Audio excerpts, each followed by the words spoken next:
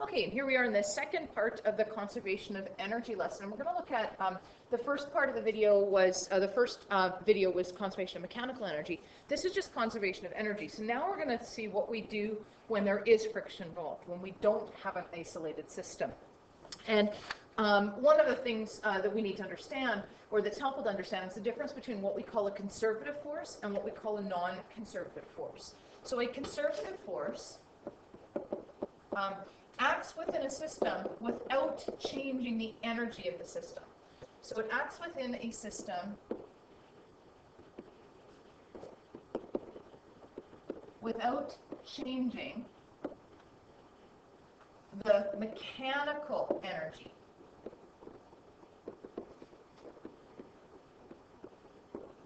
Mechanical energy of the system. So what that essentially means is we were dealing with conservative forces before, because that leads us to be able to say that mechanical energy before equals mechanical energy after. And an example of a conservative force is the force due to gravity. Because that doesn't change, the force due to gravity doesn't change the mechanical energy of the system. We use the acceleration due to gravity to figure out potential energy, but that's a constant value, so that the fact that the force due to gravity is acting on an object doesn't change the mechanical energy of the system. A non-conservative force is applied from outside the system, and it does change the mechanical energy.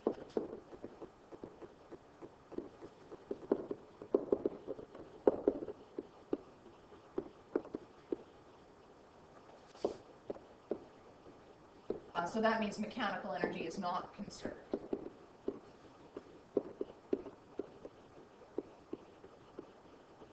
And the big example of a non-conservative force is the force of friction.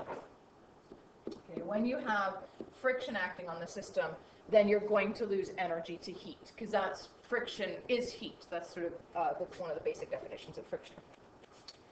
And then so related to this mechanical energy and conservative force versus non-conservative force are two laws of thermodynamics, which you would have talked about in Science 10. And the first law of thermodynamics says that energy cannot be created or destroyed, it can only change forms.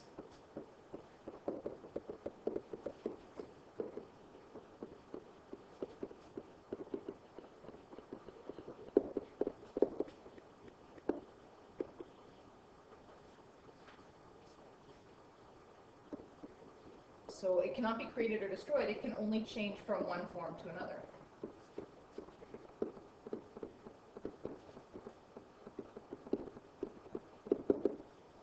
The second law of thermodynamics basically says that no machine is 100% efficient. 100% efficiency is impossible.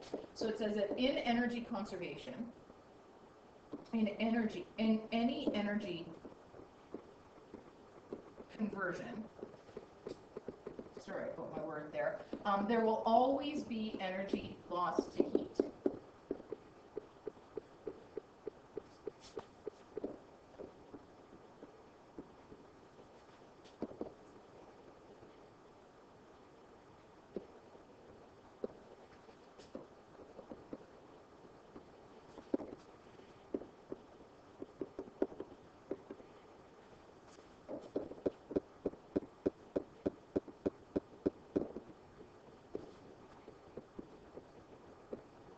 So in any energy conversion, there will always be some wasted energy released as heat into the surrounding environment.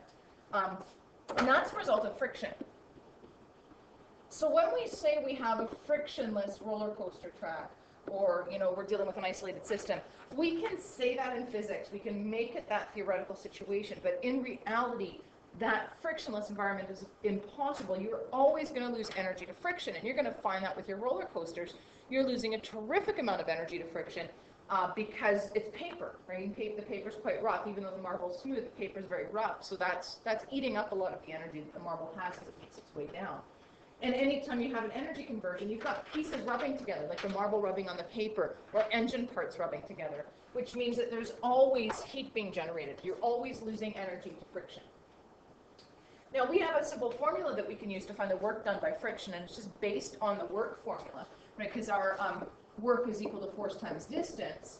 When we're dealing with the work done by friction, it becomes work due to friction with a subscript F, And so then the only thing that changes about the formula is the force that you're using in the formula is the force of friction. So if friction or air resistance is present, heat will be generated and the system is no longer isolated, and the frictional force does work on the object. So that whatever distance that frictional force acts over, it does work on the object, and then that work is the result of that work is the heat that's given off. So think about sliding down a slide. You know, and your bum sometimes gets hot, or like there's a, like, you know, like you can kind of get like skin burns from going down a slide, and that's literally from the friction between your skin and the slide. Okay, and then the law of conservation of energy, which is just the law of conservation of mechanical energy, is a very special version of the law of conservation of energy. It says that the work done by friction will cause the mechanical energy of the system to change. So mechanical energy is not conserved, and our formula becomes this. Mechanical energy before is equal to mechanical energy after, plus the work done by friction. So basically plus heat is what you're saying there. So we do EP plus EK before equals EP after plus EK after plus the work due to friction. And then that's the formula that we can work with. And law of conservation of energy on your formula sheet is physics principle number 5. Okay, so we'll just do a couple examples looking at this. So our first example, we've got a 28 kilogram boy slides from rest at the top of this slide. He reaches a speed of 4 meters per second at the bottom. We want to know how much heat was generated. So what is the work done by friction? So the first thing we're looking for here is work done by friction. So if we look at what's going on, he starts up here, we'll call this point A, and there's a height at point A of 2.4 meters. Sorry, I left off the units in the diagram. And he starts from rest, so the velocity at point A is 0 meters per second, which means it's all EP at the top. And at the bottom, which we'll call B, he has a velocity at B of 4 meters per second. There's a height at B of 0, and we're looking for the work due to friction. So at the bottom, we are going to have EK and work due to friction. So we always start with our energy conservation statement. So mechanical energy before equals mechanical energy after plus work due to friction. We said at the top it's all EP at A, and at the bottom it's EK at A plus that work due to friction. So work due to friction is mg times h at A minus 1/2 mv at B squared. Sorry, that should be a B there, not an A. Because as soon as we add in that formula for the work due to friction, we can no longer cancel masses because there's no mass in the formula for WF. So we have to keep our mass in there. So we have 28.0 kilograms times 9.81 meters per second squared times the height of 2.4 meters minus 1/2 times 28 kilograms times 4.00 meters per second squared. Sorry, I think I added an extra 0 there, and I didn't need to. Okay. So that gives us the potential energy is 659.232 joules minus the kinetic energy, which is 224 joules, which gives us work due to friction of 435.2 joules. And we'll leave the amount unrounded because the second part of the question wants us to find the force of friction between the boy and the slide. So we have work due to friction is equal to the force of friction times the distance that that force is applied for. So the force of friction is work due to friction divided by distance. So we have our 435.2 joules, and we need to know what our distance is. And if we go back up to our slide, so we got to move some stuff around here so we can actually see what we're working with. The distance that we're looking for is the distance that he actually slid down the slide, because that's the distance, or that's the length of the portion where that force due to friction is working on it and causing energy to be lost as heat. So what we need to do here is we need to find what D is. So that's our hypotenuse. From 53 degrees, 2.4 is the opposite side. So we have sine of 53 degrees is equal to 2.4 meters divided by D.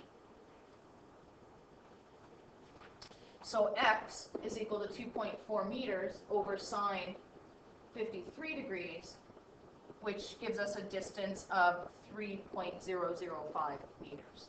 So then that's what we're going to use in our distance form, or in our formula here, 3.005 meters. So we get a force due to friction of 144.8, or 1.4 times 10 to the 2 newtons of friction. Okay. Example 8, a bicycle is the most energy efficient method of human transportation. 60 kilogram cyclist starts from rest, coasts down a sidewalk to the valley 10 meters below, and starts up the other side where he coasts until he comes to a rest 3 meters above the bottom of the valley. So we just kind of draw a diagram of this. Like we've got, basically he's at the top of the hill, so we'll call that point A. He goes down to a valley, and then he gets partway up the hill, point B on the other side. So this is, he starts at 10 meters, right? So he has a height here of 10 meters. And he only makes it up to then a height at B of 3 meters. So his energy change there, right? Like, so he had enough energy when he left at A, like his energy was based on 10 meters. And then, you know, if this was an isolated system, he should make it up to 10 meters on the other side, but he didn't. So what that shows is that the bicycle lost about 70% of its energy, right? So it only has about 30% of its energy left because it made it up to 30% the height that it started from. So I'll change, we'll just call this, I'll call that point C. It's a bit out of order, but it's weird. What we want to do is describe the energy conversions. So we want to look at what the energy is at each point. So what it is at point A, point B, and point C. C goes in the middle. Point C and point B. But we also want to do A to C and C to B, because that kind of tells us what's going on with the energy in there. So at point A, the bicycle has all gravitational potential energy. From point A to point C, the EP is converted to EK, and you also have heat is lost, and that's from friction.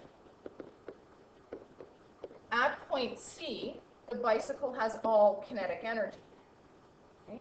From C to B, that kinetic energy is converted to gravitational potential energy, and there's heat lost to the environment as friction.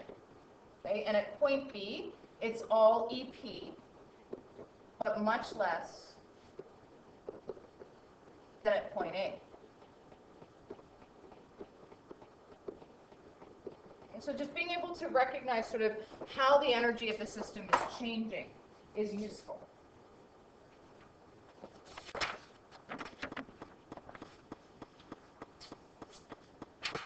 Okay, in the last example,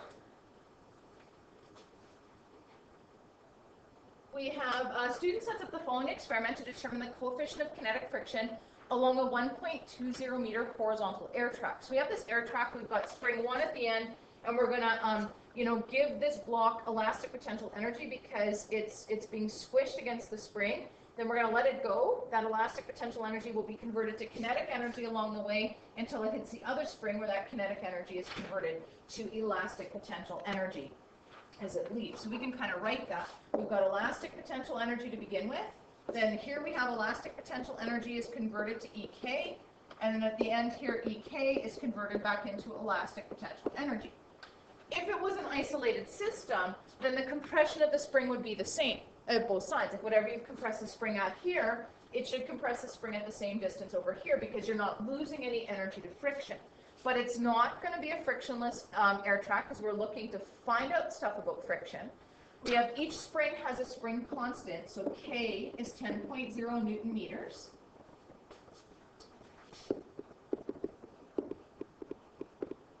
And I'm going to call this point B. Actually, no, we'll use spring 1 and spring 2, because that's actually on there. So K2 is 10.0 Newton meters, and this was K1. Spring 1 was initially compressed 5 centimeters, so X1 is 0.050 meters. And spring 2 is compressed only 4.30 centimeters by the collision. So x2 is 0.0430 meters. We want to find the amount of work done by friction, and then we're going to, once we have that work due to friction, then we're going to use a formula to figure out the coefficient of friction between the block and the track. So all that we're using, we can ignore the kinetic energy stuff in the middle because we're not being asked anything about speed. We just want to know the amount of work done by friction. So this is going to be our before, spring 1 will be our before, and spring 2 will be our after. So we have mechanical energy before equals mechanical energy after plus the work due to friction. So we have elastic potential energy at 1 is equal to elastic potential energy at 2 plus the work due to friction. So we have 1/2 K1 x1 squared equals 1/2 K2 x2 squared plus the work due to friction. So 1/2 times 10 Newton meters times 0.050 meters squared equals 1/2 times 10.0 Newton meters times 0.0430 meters squared plus work due to friction. So this is 1.25 times 10 to the negative 2 joules equals 9.245 times 10 to the negative 3 joules plus work due to friction. So the work from friction is equal to the difference between those two numbers. So 1.25 times 10 to the negative 2 joules minus 9.245 times 10 to the negative 3 joules. And that gives us 3.255 times 10 to the negative 3 joules. Okay, and then we have to go back to our work due to friction formula. So work due to friction is force of friction times distance. So force of friction is work due to friction over distance. I'm finding force of friction because what I'm actually wanting to find is mu, right? Where FF is mu mg. So mu is FF divided by m times g. And I don't know FF. I know that my mass is 0.150 kilograms. And g is 9.81 meters per second squared. My work due to friction is 3.255 times 10 to the negative 3 joules, and I'm dividing that by the distance of the track, and it tells us in the problem the track is 1.20 meters long. So there's my distance. So the force due to friction is actually going to be a relatively small number, 0.0027125 newtons, quite tiny. And we can put that over here in our formula that we rearranged to solve for mu. And we find that mu is 0.00184. Okay.